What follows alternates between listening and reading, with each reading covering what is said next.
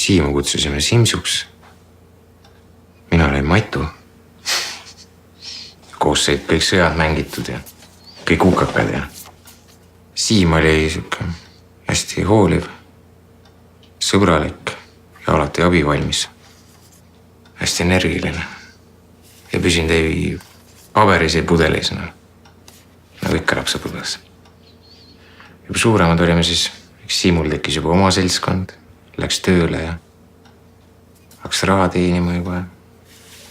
Tahtis oma elamist osta ja seegi ütles, et 25 aastast tahaks hakata nagu oma pere loomuna. Siimust oleks võinud tegelikult muusik saada. Ta tegelikult käis väiksena klaverit õppimas. Aga eks ikka noor poiss ja ikka elu läks teisiti.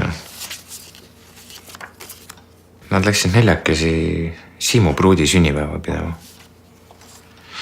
Mäletan, Siim helistas mulle veel, kutsus kaasa. Lähme sõidame ringi, peame sünnipäeva. Ma ei viitsinud minna. Ma sõitsin ise hommikusse vahetusse tööle. Nägime eemalt, et politsei seisis tee ääres.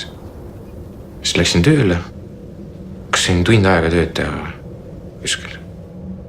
Siis tuli sugulane mulle töö juurde järgi. Mis avaldas kaastunnet väikse venna surma puhul.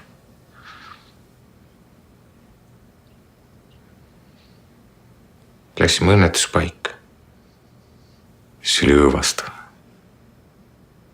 Terve põllude ei saanud autojupp.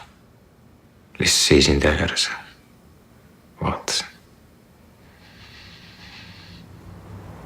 Suur kiirus. Sõitsid teelt välja ja sealt hakkas õhulennud pihta. Juht lendas autost välja.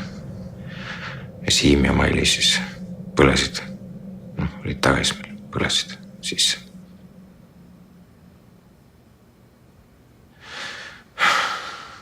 Võiks mu kaelapojal olla.